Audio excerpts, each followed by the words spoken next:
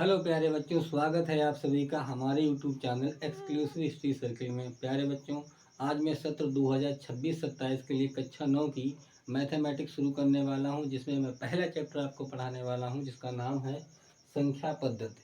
अब संख्या पद्धति में हम लोग क्या सीखेंगे, क्या क्या संख्या पद्धति में है, संख्याएँ कितनी प्रकार की होती हैं, उनके सबके बारे में आपको जानकारी मिलने वाली है। तो चलिए प्यारे बच्चों, शुरू करते हैं। सबसे पहले हम यहाँ पढ़ेंगे संख्या पद्धति आखिर होती क्या है। तो लिखेंगे संख्याओं को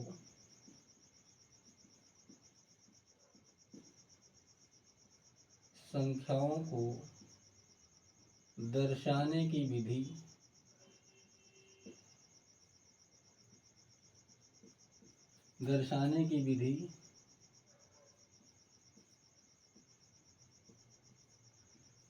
संख्या पद्धति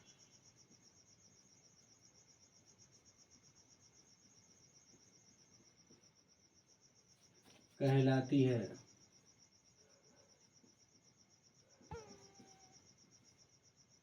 ठीक है। अब संख्या पद्धति में एक पद्धति होती है दशमलव पद्धति। क्या कौन सी पद्धति होती है प्यारे बच्चों? दशमलव पद्धति होती है। उसमें हम 10 अंकों का प्रयोग करते हैं। तो यहाँ पर संख्या पद्धति में हम एक पद्धति पढ़ेंगे जिसका नाम है दशमलव पद्धति। दशमलव पद्धति दशमलव पद्धति में कहा जाता कुल 10 अंक होते हैं। थोड़ी सी एक्स्ट्रा जानकारी आपके पास जरूरी है। कौन कौन से 10 अंक होते हैं? 0, 1, 2, 3, 4, 5, 6, 7, 8 और 9। संख्या पद्धति के अंतर एक हम पद्धति पढ़ते हैं दशमलव पद्धति, जिसमें हमारे पास 10 अंक होते हैं। अब इन अंकों का क्या यूज है? तो प्यारे बच्चों, इन अंकों से हम संख्याएं बनाते हैं। तो आप अगला पॉइंट लिखेंगे, इन अंकों की सहायता से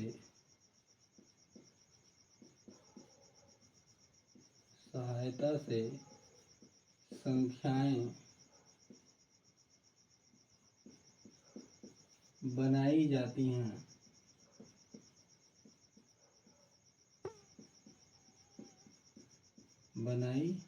हैं। ठीक है। अब हम आगे पढ़ेंगे संख्याओं का वर्गीकरण। दूसरा पॉइंट आपका पड़ेगा संख्याओं का वर्गीकरण।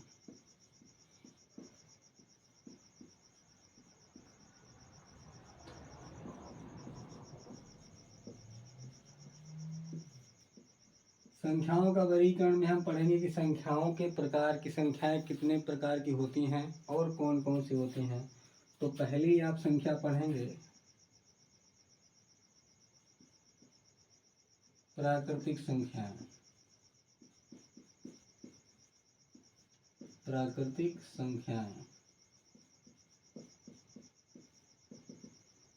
प्राकृतिक संख्याओं की परिभाषा होती है कि वे संख्याएं जिनके द्वारा हम वस्तुओं की गिनती करते हैं, या जो संख्याएं हमें डायरेक्ट प्रकृति से मिली हैं, उन्हें हम क्या कहते हैं? प्राकृतिक संख्याएं। तो जिन संख्याओं से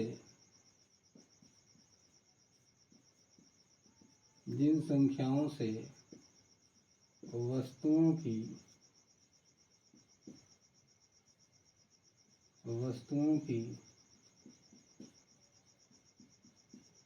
गिनती की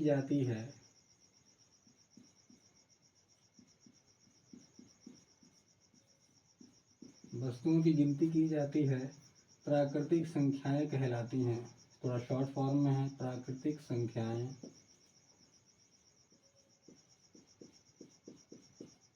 कहलाती हैं। अगर हम एग्जाम्पल में देखें तो कौन कौन सी होंगी? 1, 2, 3, 4, 5, 6, ऐसे ही डॉट डॉट डॉट, ये इनफाइनाइट तक होती हैं। बहुत सी ऐसी आगे संख्या हैं जो हमें नहीं पता है, तो हम डॉट डॉट इनफाइनाइट तक लिख देते हैं। दूसरे प्रकार की संख्याएं हमारे पास होती हैं पूर्ण संख्याएं।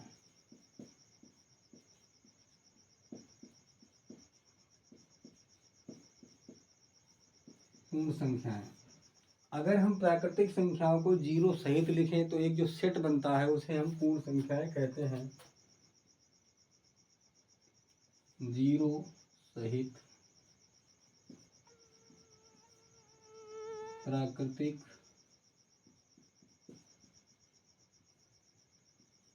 संख्याओं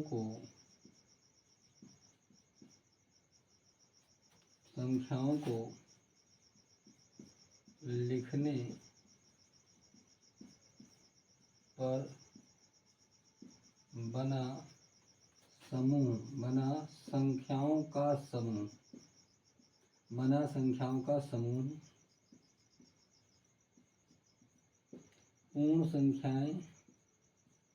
पूर्ण संख्या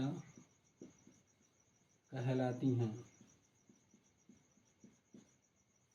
ठीक है, तो यहाँ से आपने पढ़ा कि जीरो सहित अगर हम प्राकृतिक संख्याओं को लिखें, वो जो समूह बनता है या सेट बनता है उसे क्या कहते हैं? पूर्ण संख्याएं कहलाती हैं। जैसे आप लिखेंगे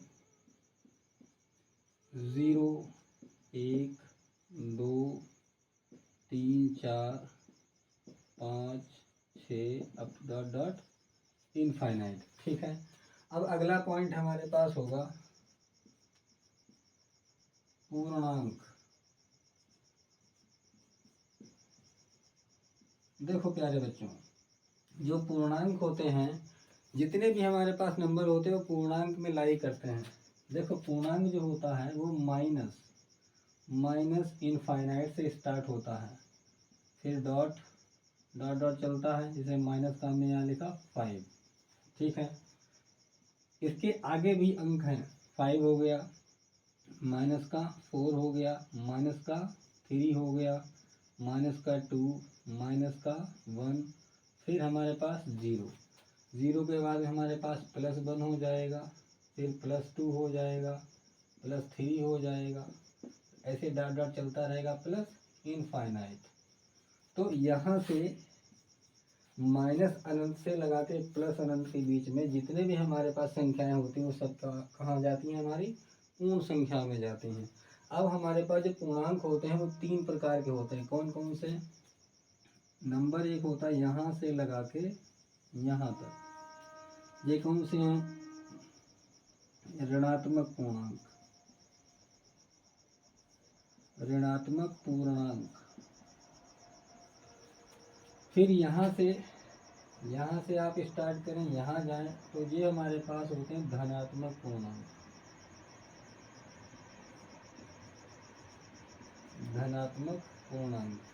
जीरो जो होता है, जीरो ये ना तो ऋणात्मक तथा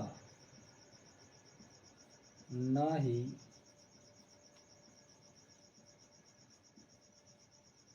धनात्मक। तो हमने पूर्णांक के बारे में जाना कि पूर्णांक हमारे 3 प्रकार के होते हैं। एक होता है ऋणात्मक पूर्णांक होते हैं, जो -1, -2, -3, -4, -5। अब एक बात यहाँ पर आपको एक प्यारे बच्चे और समझनी है कि जैसे जैसे हम माइनस में दूर जाते हैं, माइनस में और ज़्यादा की ओर जाते हैं, जबकि वो ज़्यादा की ओर नहीं जाते हैं, वो माइनस कम की ओर जाते हैं। जैसे -1 से छोटा है -2, -2 से छोटा है -3, और -3 से छोटा है -4। तो जैसे जैसे संख्याएं माइनस में बढ़ती हैं वे छोटी होती चली जाती हैं। ठीक है, अब यहाँ से +1 +2 ये तो लगातार जब आप आगे जाएंगे तो आप बढ़ते ही चले जाएंगे। ठीक है, तो इतना आपको अच्छे से दोस्तों प्यारे बच्चों समझ में आया होगा। तो मेरे प्यारे बच्चों, अब हम शुरू करेंगे अगली संख्याओं के बारे में। तो अगली संख्याएं हमारे पास आएंगी, इनका नाम है सम संख्याएं।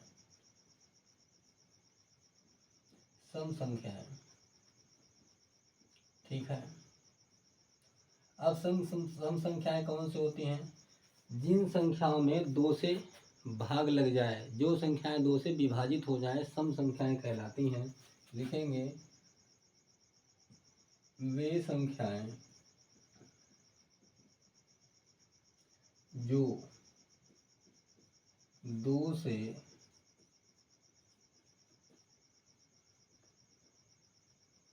विभाजित वे संख्याएं जो 2 से विभाजित हो जाएं या हो जाती हैं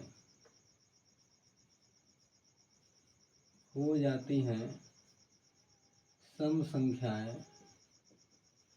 कहलाती हैं।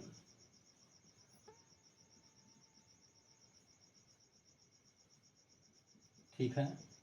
अब कौन कौन से सम संख्याएं होती हैं एग्जाम्पल में आप देखेंगे, जैसे हमारे पास 0 हो गया, 2, 4, 6, 8, 10, 12, 14, ऐसे डॉट डॉट डॉट इनफाइनाइट।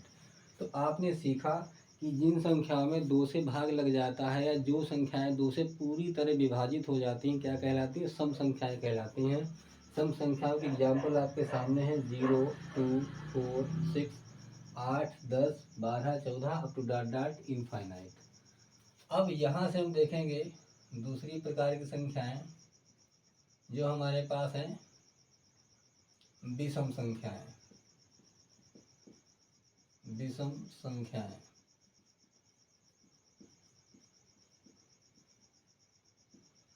तो विषम संख्याएं वे संख्याएं होती हैं जिनमें दो का भाग नहीं जाता है। वे संख्याएं जो 2 से विभाजित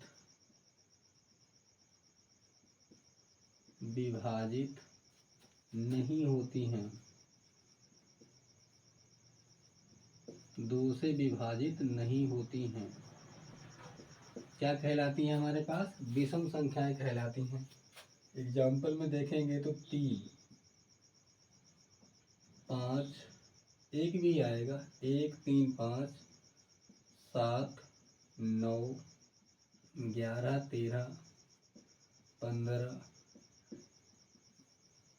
सबसे अच्छी बात आप यहाँ पे इतना ध्यान रखिएगा कि वे संख्या जो 2 से विभाजित नहीं होती, जिनमें 2 का पहाड़ा नहीं लगता है, वो क्या कहलाती है? हमारे पास विषम संख्याएं कहलाती हैं।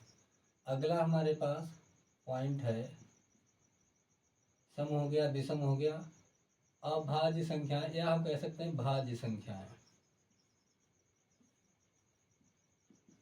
भाज्य संख्याएं, ठीक है।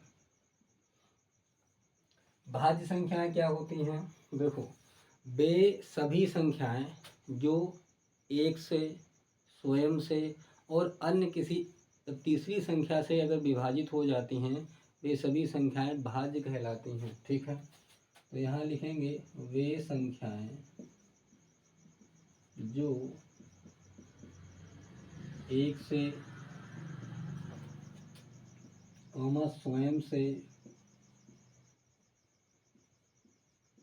तथा किसी अन्य संख्या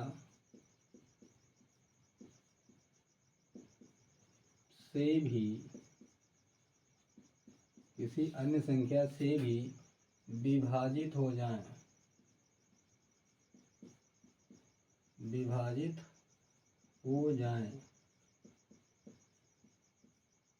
क्या कहलाती हैं दोस्तों? भाज्य संख्याएं कहलाती हैं। अब आप इनके एग्जाम्पल देखेंगे। भाज्य संख्या में सबसे पहले हमारे पास आती है 4, फिर 6, 8, 9, 10, 12, 14, 15 भी है, 16 भी है, ऐसे up to dot dot infinite तक ये चली जाती हैं।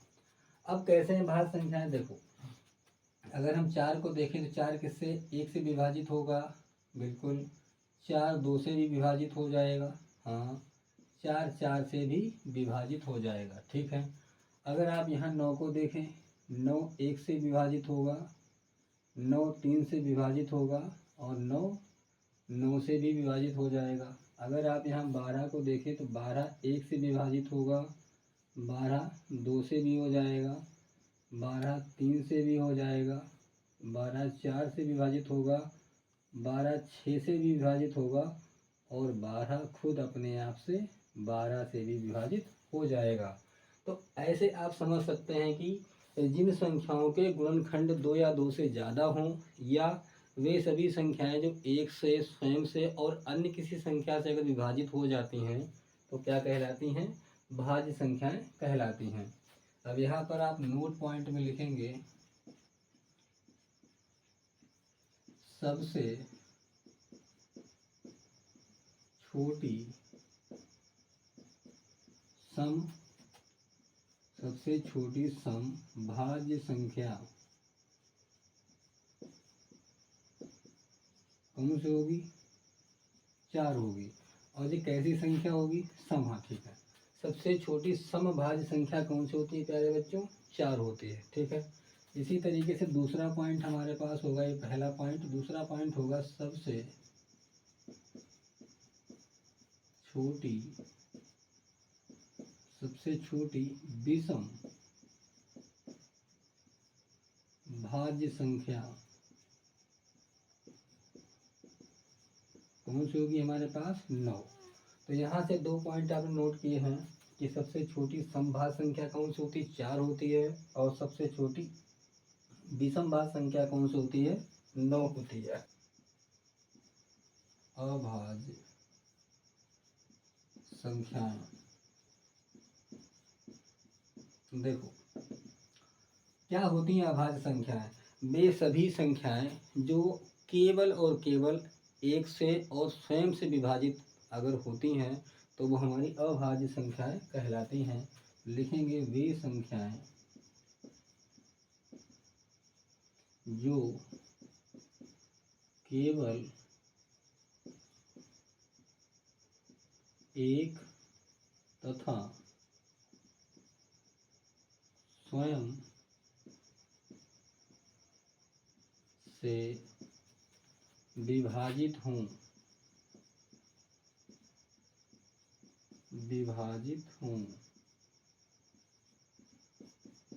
क्या कहलाएंगी?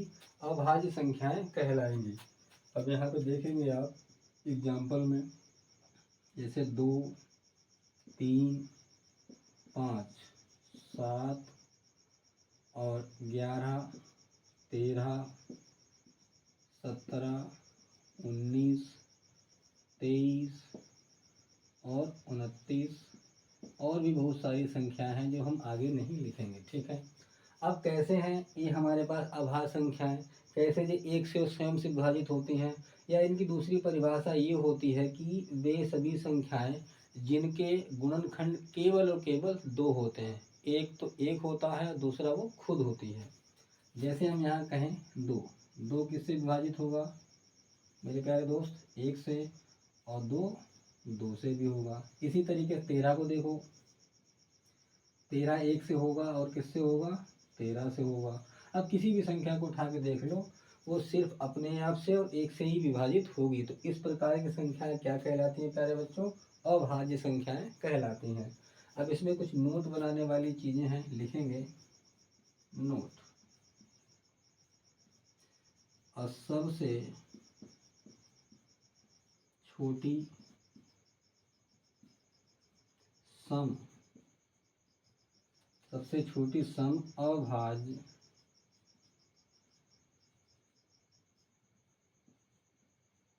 संख्या होती है हमारे पास कौन सी? 2। देखो सबसे छोटी सम अभाज्य संख्या कौन सी होगी हमारे पास? 2 होगी। अब आगे देखेंगे सबसे छोटी विषम अभाज्य संख्या वो कौन सी होगी? 3 होगी। कौन सी होगी प्यारे बच्चों? 3 होगी। ठीक है। अब यहाँ पर एक क्वेश्चन और बन जाता है कि लगातार अभाज्य संख्याएं कौन सी होती हैं? तो यहाँ लिखेंगे आप सतत, सतत या क्रमिक, क्रमिक या लगातार। लगातार का मतलब ऐसी संख्याएं जिनमें जो अंतर होता है वो सेम होता है। 1 1 का, 2 2 का, 3 3 का। 1 2 3 का नहीं, 1 1 का हो सकता है, 2 2 का हो सकता है, 3 3 का हो सकता है। बट जो अभाज्य संख्या हैं उनमें यहाँ पर कितने कितने का अंतर होगा देखेंगे। संख्या अभाज्य संख्याएं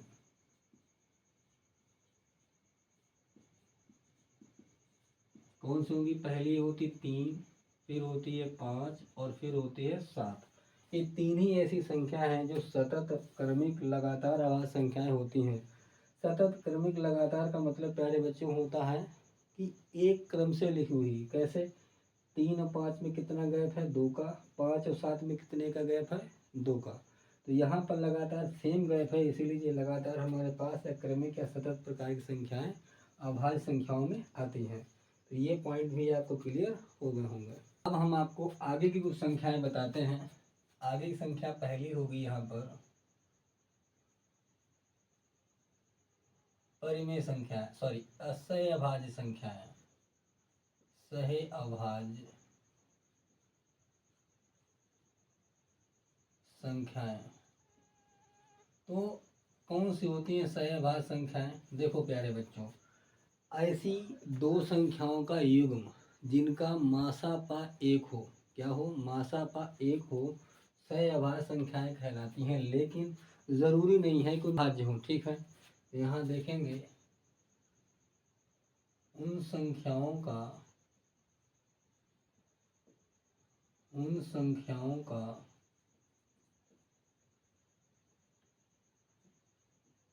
युग्म, उन संख्याओं का युग्म जिनका मासा 1 हो। ठीक है, तो वो सह अभाज्य संख्याएं कहलाती हैं। अगर हम एग्जाम्पल में देखेंगे तो ये हो जाएगा 2, 3 हो जाएगा, 3, 5 बिल्कुल, यहाँ से 7, 9 हो जाएगा। आप 13, 15 कर सकते हैं या 11, 13 भी कर सकते हैं। ठीक है प्यारे बच्चों, तो आप देखो 2 और 3, 2 और 3 में देखेंगे तो 2 क्या 3 को विभाजित करेगा? नहीं। क्या 3 2 को विभाजित करेगा? नहीं। इसी तरीके से क्या 7 9 को विभाजित करेगा? बिल्कुल नहीं। 9 7 को विभाजित करेगा? बिल्कुल नहीं। तो ऐसे केस में क्या होता है कि ऐसी दो संख्याओं का युग्म जिनका मासा 1 हो। अब हम मासा का आपको निकाल के दिखाते हैं। देखो हम मासा कैसे निकालेंगे?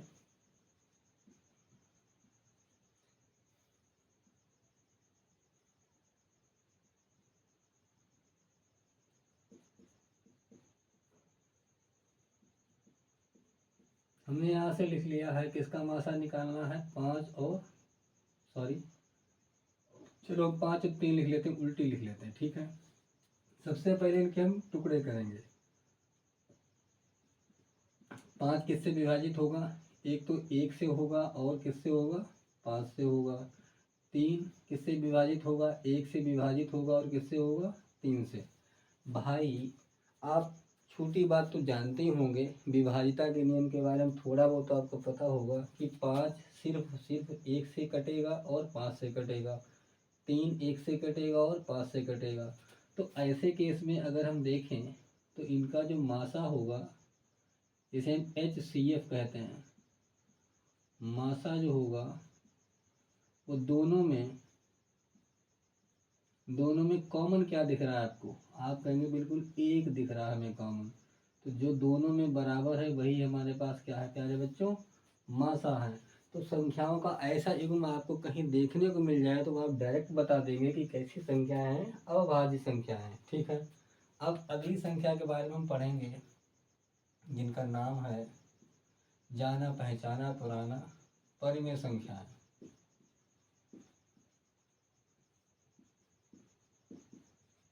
परिमेय संख्याएं, ठीक है प्यारे बच्चों, वे सभी संख्याएं जिन्हें P/Q के रूप में लिखा जा सकता है परिमेय संख्याएं कहलाती हैं। वे सभी संख्याएं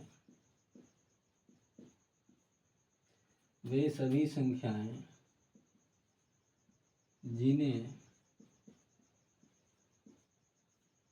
P/Q के रूप में लिखा जा सकता है।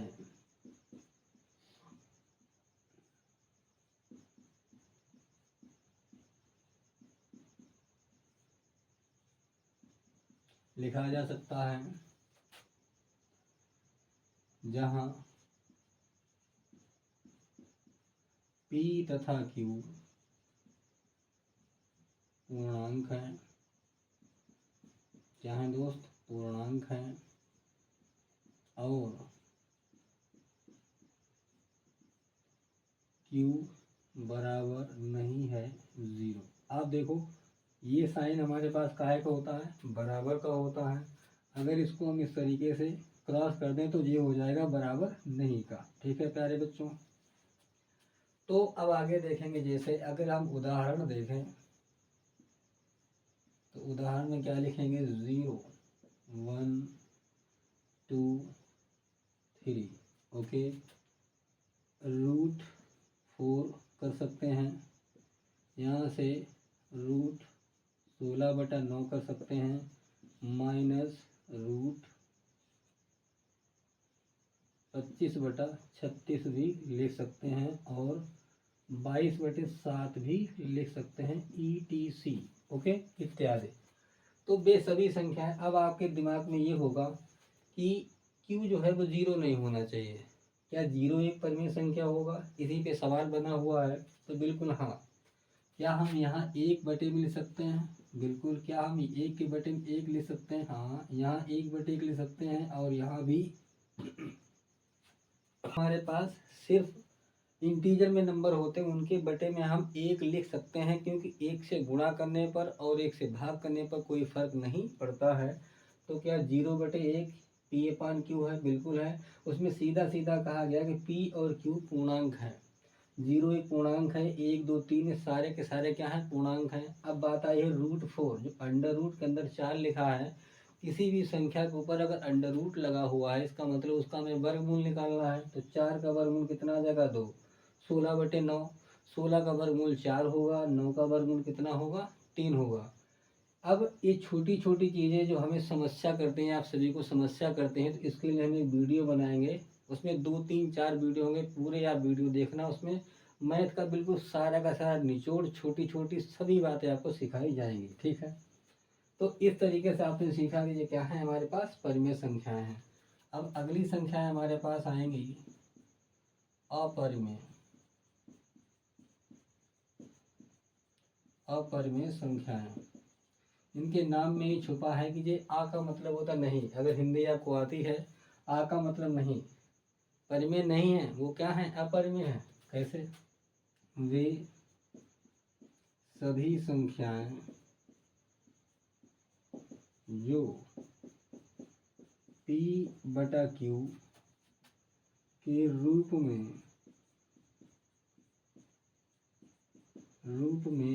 नहीं लिखी जा सकती हैं।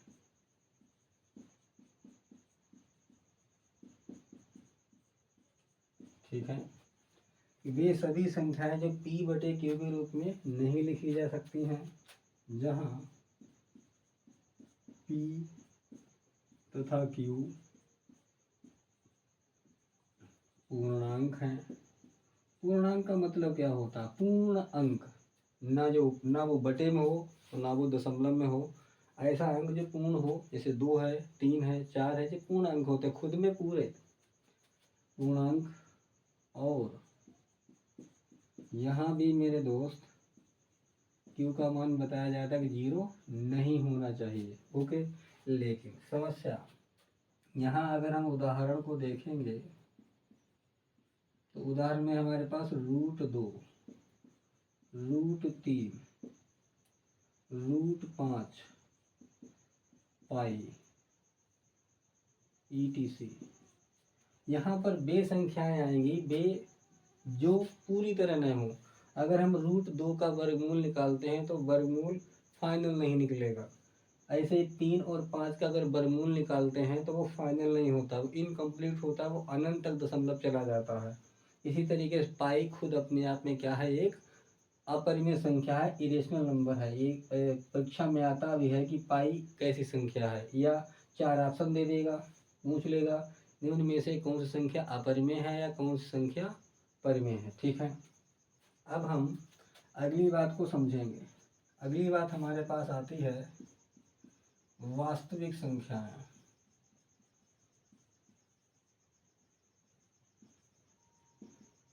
वास्तविक संख्याएं तो वास्तविक संख्याओं में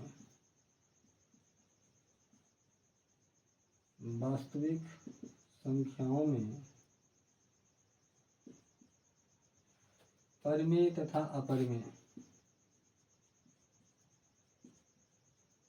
परिमेय तथा अपरिमेय संख्याएं शामिल होती हैं। ठीक है प्यारे दोस्तों, तो परिमेय वास्तविक संख्याओं की परिभाषा आप इस तरीके दे सकते हैं कि इसमें सभी प्रकार की संख्याएं आती हैं, या जितनी भी हमारे पास परिमेय और अपरिमेय संख्याएं होती हैं वो सभी वास्तविक संख्याओं में शामिल होती हैं। तो दोस्तों आज का वीडियो आपको कैसा लगा कमेंट बॉक्स में लिख के ज़रूर बताएं, और अगर कोई सुझाव देना हो तो उसे भी आप लिखें। अगर वीडियो आपको अच्छा लगा हो तो वीडियो को लाइक करें, चैनल को सब्सक्राइब करें और अपने दोस्तों के साथ शेयर करना ना भूलें। मिलते हैं अगले वीडियो में, जिसमें हम प्रश्नावली 1.1 के उदाहरण, सारे कॉन्सेप्ट और सवालों की ओर चलेंगे। धन्यवाद।